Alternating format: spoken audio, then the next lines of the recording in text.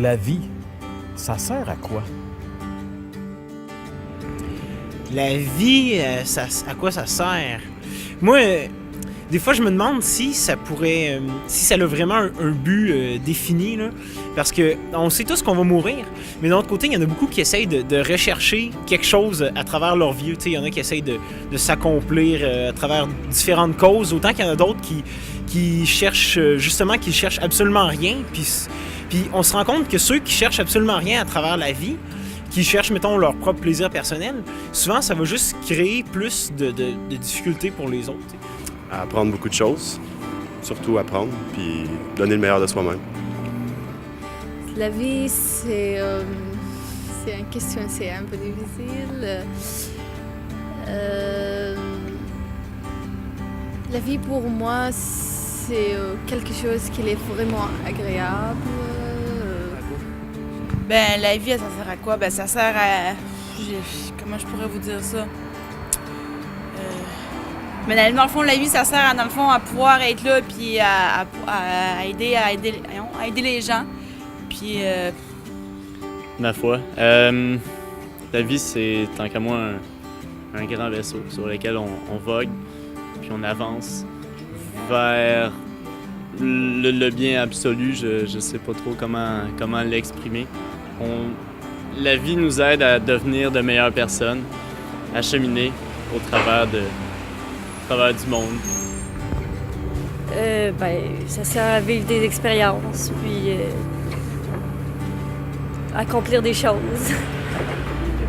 Mais le sens de la vie, c'est que moi je dis qu'il faut que le monde trippe dans la vie. Il faut vraiment que tu réussisses à dépasser tes objectifs. Parce qu'une vie, dans le fond, t'en as rien qu'une, là. Fait que si tu manques ton coup durant ta vie, ben là, t'en as plus après, puis ça passe tellement vite qu'il faut qu'à tout moment de ta vie, t'essaies de te surpasser.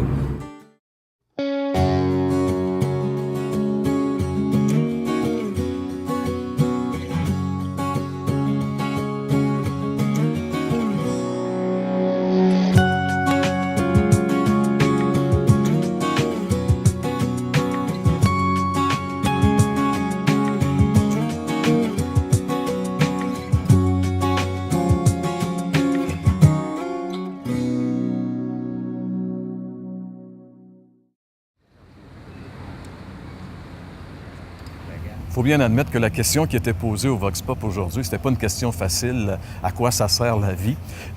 J'ai été impressionné par le témoignage de ce jeune homme dans l'autobus qui disait que la vie, c'est court, on en a juste une, on peut pas revenir pour se reprendre si on a manqué, donc il faut s'assurer de bien la vivre finalement. C'est ça. La seule vie qui a du sens, selon le bon sens, mais selon aussi la Bible, Jean-Pierre, c'est une vie qui tient compte de l'éternité. La vie, là, ça finit pas au cimetière.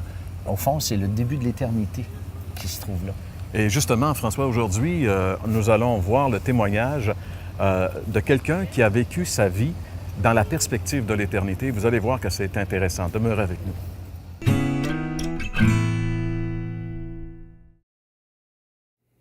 Qu'est-ce qui donne la valeur à un être humain?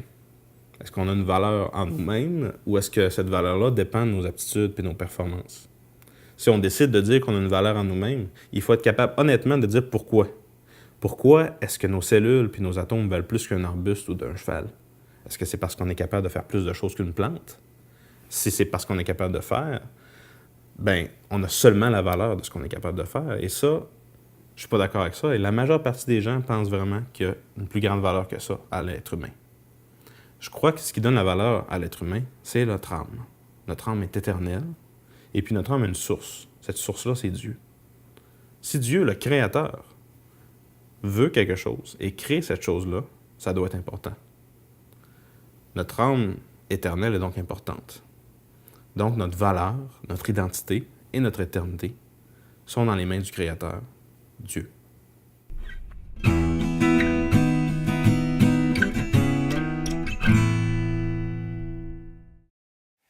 Bien, moi, je dois dire que j'ai connu le Seigneur, j'avais presque 11 ans.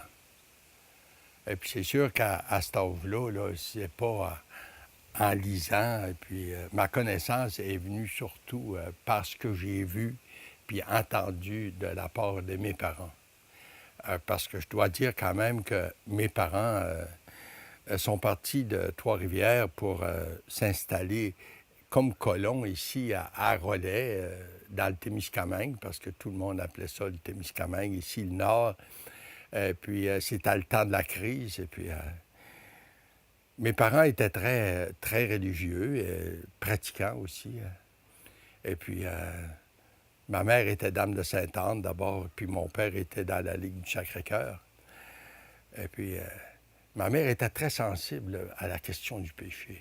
Puis même si elle allait à la confesse, là, après la confesse, là, bien, elle était très inquiète par suite du péché dans sa vie. Elle se disait, en fait, personne ne peut aller au ciel parce que le ciel, ça, c'est... Dieu est saint, puis pour aller au ciel, il faut être saint, il ne faut pas avoir de péché. Il ne rentre pas de péché dans le ciel. Et puis ça l'inquiétait.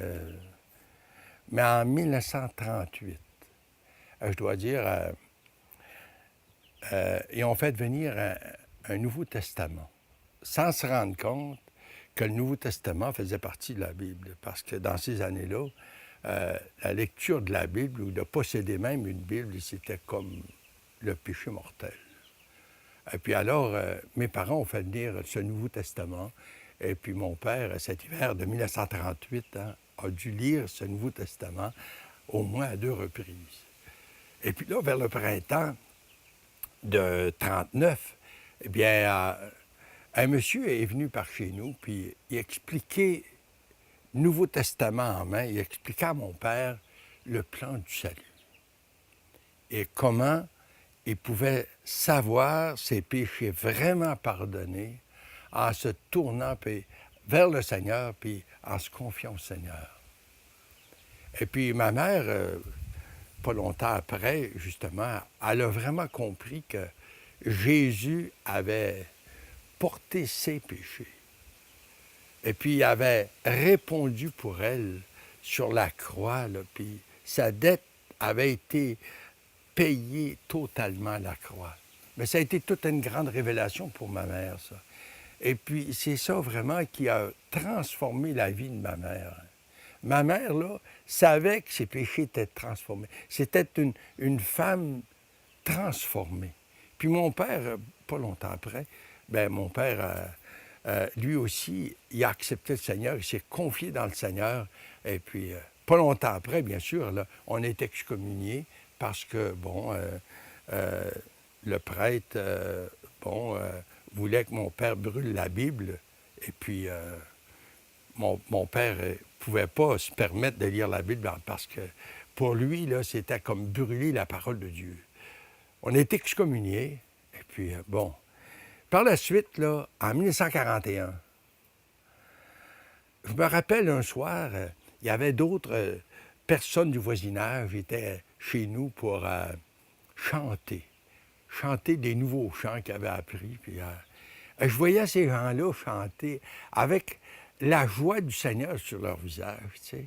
Puis très souvent, tout en chantant, je voyais des fois des larmes qui coulaient de leurs yeux parce que les vérités qu'ils chantaient, là, c'était tellement...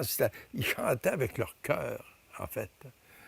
Et puis moi, bien, je voyais ces gens-là, là, puis... je savais qu'il y avait quelque chose que moi, je n'avais pas. Là. Puis moi, j'étais triste à l'intérieur.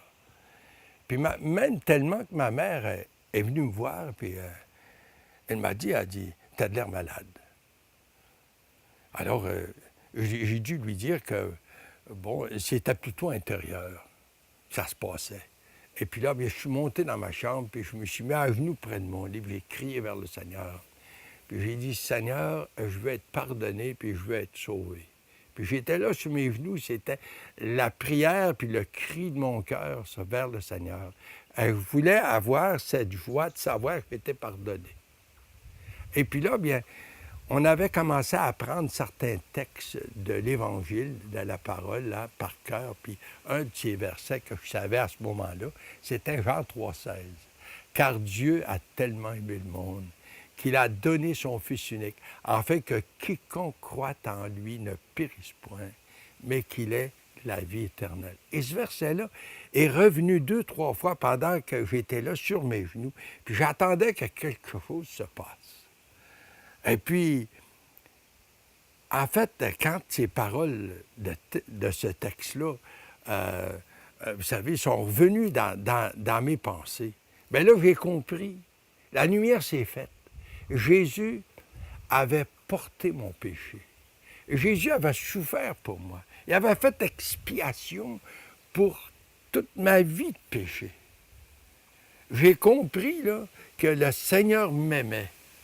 Puis là, j'ai accepté son pardon. Sur mes genoux, pour la première fois de ma vie, j'ai remercié le Seigneur pour avoir souffert puis avoir payé ma dette, m'avoir pardonné. Je me suis relevé de là, puis je savais que j'étais pardonné. Je savais que maintenant, la question du salut, c'était quelque chose de concret pour moi. Puis là, j'ai donné ma vie au Seigneur. Ce soir-là, j'ai donné ma vie au Seigneur. Mais pas longtemps après, bien, quelques années s'est passé, quelques mois même, et puis dans ma vie de jeunesse, j'avais toujours ce fardeau pour les gens, les voisins, par exemple, puis les gens de nos régions qui ne connaissaient pas cette joie-là, puis qui ne savaient pas non plus leur péché pardonné. Et puis, plus je grandissais, puis que j'apprenais par moi-même avec l'Évangile, bien plus, là, je voyais ce grand besoin chez les gens partout. Ils avaient besoin de connaître le Seigneur. Ils avaient besoin d'établir cette relation avec le Seigneur. En fait, à l'âge de ma jeunesse, vers l'âge de 20 ans, j'ai commencé à fréquenter la petite fille du voisin, Marguerite. Et puis, j'ai dit à Marguerite, écoute, là, avant que notre fréquentation là, aille plus loin, là, je veux que tu saches que le Seigneur m'appelle à faire de l'évangélisation. Puis c'est peut-être pas parce que toi, tu aimerais pour ta vie. Elle m'a dit, ce que le Seigneur aura pour toi, ça va être pour nous deux.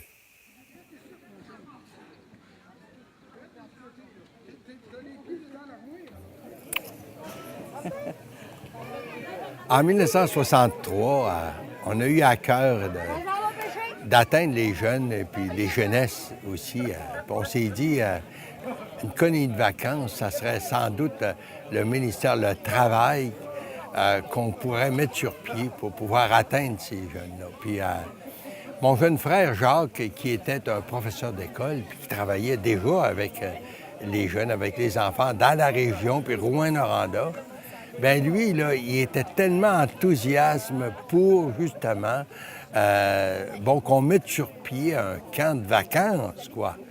Alors, on a commencé cette année-là, puis ça a été tout un défi, comme, par exemple. Hein? Et puis là, on a eu 40 campeurs pour commencer. Il y a eu quand même une bonne réponse de la part des jeunes, et puis... mais il fallait tout faire, et puis on n'avait pas d'électricité, puis on n'avait pas de... Hein, on a dû commencer avec seulement des tentes, puis 2 chalets, bien sûr. Bon, mais le but, c'était de propager l'Évangile, enfin, parler du Seigneur Jésus, puis partager la véritable foi chrétienne à ses enfants, tu sais. Puis la plupart de ces jeunes ne connaissaient pas le Seigneur. Ils avaient entendu quelques-uns parler du Seigneur, mais en fait, hein. Alors, je me rappelle que ça a été quand même toute une expérience pour nous autres, là, de pouvoir, justement, là, de travailler avec ces enfants-là. Et puis, Mais je me rappelle, j'ai un bon souvenir de plusieurs témoignages de ces jeunes qui sont venus au camp, par exemple. Il y en a, je me rappelle, une fille en particulier qui était venue, puis elle avait vraiment accepté le Seigneur ici au camp. Puis elle est encore en contact avec nous. Après toutes ces années, là, on parle de 44 ans ici de ministère avec le camp de vacances. Il y a bien des choses qui ont changé, mais le but est encore toujours le même, c'est de partager le message de l'Évangile, c'est de parler du Seigneur et puis partager la véritable foi chrétienne à leur niveau, parce que bien sûr, les enfants ont besoin d'entendre l'Évangile à leur niveau. Et puis là, bien, il y a des gens qui nous écrivent encore après toutes ces années pour nous dire que le point tournant dans leur vie, là, ça a été leur expérience quand ils sont venus ici au camp Jolivet. Alors, on est très, très heureux de vous dire encore aujourd'hui, après toutes ces années, que le camp continue et puis c'est grandiose, puis on travaille avec des jeunesses qui viennent de partout. Puis gloire à Dieu pour le travail qui se fait ici au camp. L'heure de la bonne nouvelle vous invite à participer à l'un des nombreux déjeuners de l'espoir. Ces déjeuners ont lieu dans plusieurs restaurants réputés de la province et vous sont offerts gratuitement. Pour connaître les détails concernant l'endroit, la date et l'heure pour votre région, composez le numéro sans frais 1-866-509-1319. Vous pouvez également consulter le site web www.déjeuner.org. Bien, après qu'on s'est engagé à travailler avec le camp Jolivet, bien, je dois quand même dire qu'en 61, on avait aussi eu à cœur d'atteindre autant de gens possible. Et puis, on s'est dit, la radio, c'est sans doute le moyen, dans ce temps-là, pour pouvoir propager le message de l'Évangile. Et puis, on s'était rendu voir le poste de radio, ici, le réseau, qui était un petit réseau dans le nord-ouest du Québec. Et puis, on s'est entendu pour pouvoir présenter le message de l'Évangile. Mais c'était vraiment Dieu qui ouvrait la porte, là, puis on a pu commencer le ministère. Et c'est là, en 61, qu'est né le ministère de la radio, le ministère de l'heure de la bonne nouvelle, en fait. Hein? Et puis, par la suite, en 64, justement, on a eu à cœur de pouvoir atteindre les gens, mais aussi avec la télévision, parce qu'on s'est dit, la télévision commençait à être populaire à ce moment-là, puis on s'est dit, il faudrait se servir de la télévision pour pouvoir atteindre autant de gens que possible. Puis, il nous semblait que, les gens se tournaient vers la télévision, puis ça devenait de plus en plus populaire dans le temps. Alors là, on avait un grand tableau, là, les deux chemins de la vie puis leur destinée. Et puis c'est ça qui a démarré, en fait, le ministère de l'heure de la bonne nouvelle, mais à la télévision. Et puis, bien sûr, quand on a commencé avec la télévision, là, là, beaucoup de gens nous écrivaient, et puis, puis même des religieux, des religieuses, et puis dans ces moments-là, il y avait ce retour comme, en fait, un retour aux sources, vous savez. Il semble que les gens parlaient beaucoup de ça, puis je me rappelle qu'il y avait des religieuses qui nous écrivaient, puis qui voulaient avoir des centaines de copies de Nouveau Testament pour en avoir pour elles-mêmes. Et puis, on a mis ça devant le Seigneur, et puis en fait, mais le but, c'était d'atteindre autant de gens, puis je pourrais raconter quand même, des conversions, de véritables conversions. Je me rappelle en particulier, je devrais en souligner une, il y avait une religieuse près du Nouveau-Brunswick là, qui nous avait écrit à plusieurs reprises, et puis finalement, elle avait ouvert son cœur au Seigneur, puis elle avait accepté Jésus comme sauveur, et puis j'étais passé la voir, et puis elle m'avait dit, comment est-ce qu'on peut atteindre tous les gens, tous nos Québécois, tous ces gens là, qui ont besoin de connaître la vérité, puis qui ont besoin de connaître le Seigneur intimement, puis personnellement. Puis je lui ai dit, bien, c'est pour ça qu'on est à la télévision, c'est parce qu'on veut atteindre autant de gens que possible. Et puis, elle dit, tu sais, à mon âge, elle dit, qu'est-ce que je peux faire? Mais elle dit, le Seigneur est avec moi dans ma chambre, là, puis elle m'a dit, moi, je vais prier pour toi. Puis elle m'a pointé le doigt, comme ça, et puis elle m'a dit, toi, prêche la parole. Et puis, je suis sorti de là, et puis, c'était comme si le Seigneur employait cette petite religieuse-là pour me lancer à nouveau le défi de propager le message de l'Évangile, à autant de gens que possible. Et puis, on remercie le Seigneur que ce ministère de la télévision, se continue encore, puis même en réseau, et puis qu'on peut atteindre non seulement les francophones du Québec, mais les francophones un peu partout où on peut les retrouver dans le nord de l'Amérique. Hein. Mais notre but, c'est de faire connaître Jésus. Et puis, c'est de pouvoir dire à tous les gens là, que Jésus, c'est lui le chemin, la vérité et la vie, puis qu'il n'y a pas d'autre salut en autre qu'en lui. Et puis, lorsqu'on se tourne vers Jésus, avec tel qu'on est comme pécheur, le Seigneur est toujours prêt à nous accueillir. C'est lui qui nous dit « Venez à moi, vous tous qui êtes chargés et fatigués, puis moi, je vous donnerai du repos. » Et puis, tous ceux qui répondent à l'appel du Seigneur, là, bien, le Seigneur, lui, c'est lui qui peut transformer nos vies, puis vos vies aujourd'hui. Oui, il n'y a que le Seigneur qui peut transformer les vies. Et justement, aujourd'hui, là, j'aimerais encore faire appel à chacun d'entre vous, là. Peu importe qui vous êtes, on est tous des pécheurs, on a tous besoin justement de savoir nos péchés pardonnés. Pourquoi pas vous tourner vers le Seigneur et puis l'inviter comme sauveur personnel. Lui seul peut vous pardonner, puis enfin changer votre vie, puis vous donner la joie de votre salut, puis aussi une espérance qui est vivante. Faites-le, mes chers, pour la gloire du Seigneur et puis pour votre bien aussi personnel. Amen. Dans son amour, Dieu le Père envoya son Fils Jésus pour accorder la lumière à tous ceux qui sont perdus. Il descendit sur la terre, mais les hommes l'ont rejeté. Ils l'ont cloué au calvaire, mais Christ est ressuscité. Christ est roi,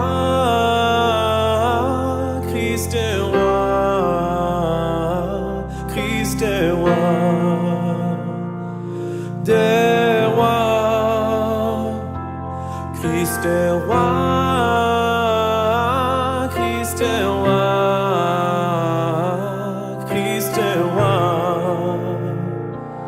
Des rois.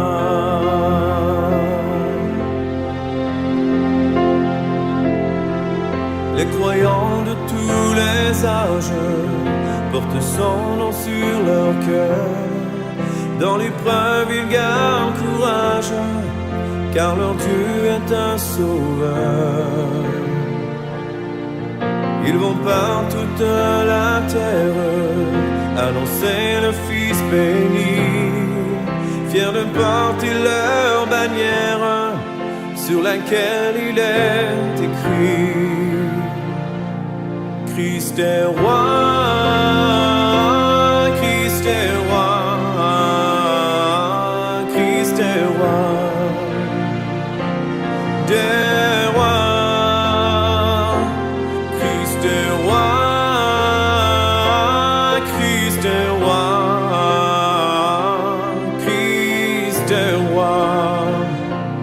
Des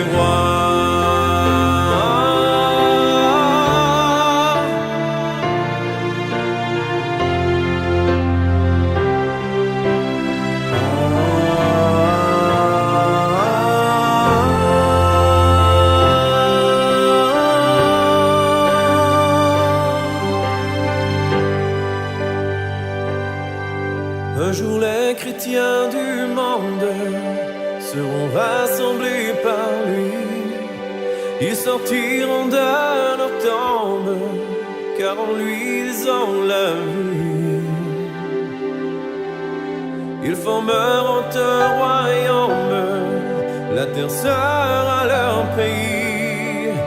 Leur hymne sera un psaume à la gloire du Messie.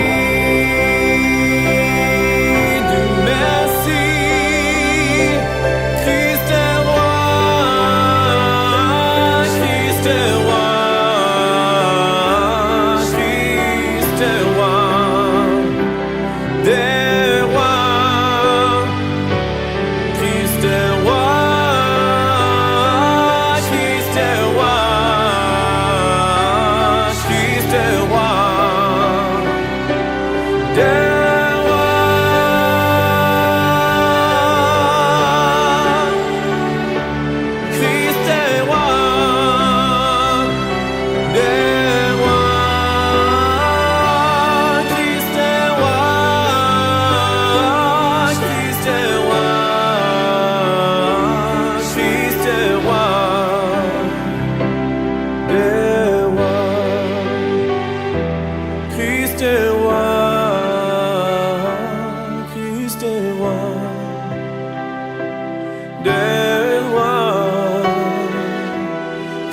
Christ est roi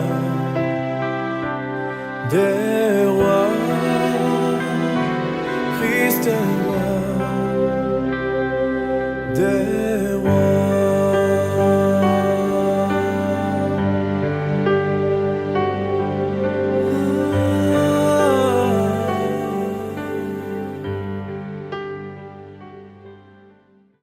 Vous voulez approfondir votre réflexion suite à cette émission? L'heure de la bonne nouvelle vous offre gratuitement un exemplaire du Nouveau Testament ainsi que le recueil de méditation quotidienne Bonne Semence. Pour recevoir le tout, écrivez-nous et faites-nous part de vos commentaires à l'adresse suivante: L'heure de la bonne nouvelle, Casse postale 2, Saint-Jean-Chrysostome, Québec, G6Z2L4. Vous pouvez également nous rejoindre par courriel hbn@abacom.com. L'heure de la bonne nouvelle vous invite à participer à l'un des nombreux déjeuners de l'espoir. Ces déjeuners ont lieu dans plusieurs restaurants réputés de la province et vous sont offerts gratuitement. Pour connaître les détails concernant l'endroit, la date et l'heure pour votre région, composez le numéro sans frais 1-866-509-1319. Vous pouvez également consulter le site web www.déjeuner.org.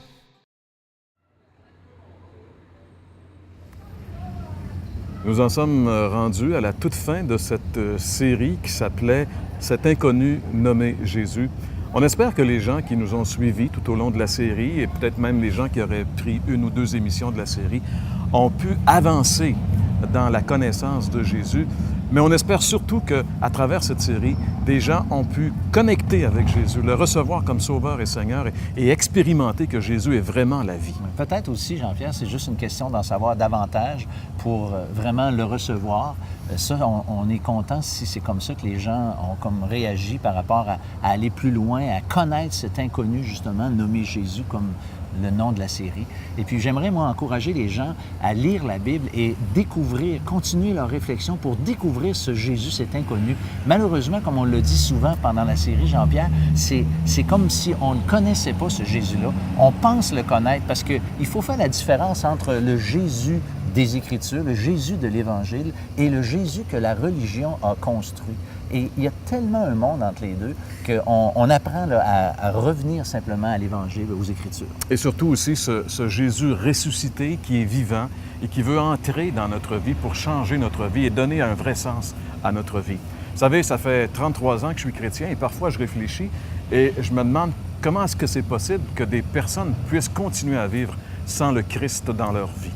Alors, en terminant cette émission, notre prière, c'est que vous puissiez ouvrir votre cœur et de vraiment donner votre vie à cet inconnu nommé Jésus. Et à ce moment-là, vous allez vraiment le connaître.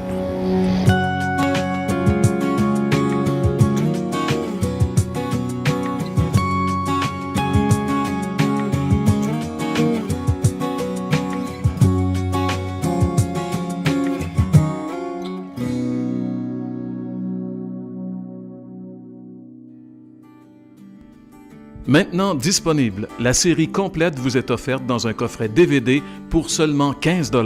Pour commander, écrivez-nous. Si Jésus est toujours pour vous un inconnu, l'heure de la bonne nouvelle vous offre gratuitement un instrument qui vous permettra de vraiment connaître ce Jésus qui est pour vous une énigme.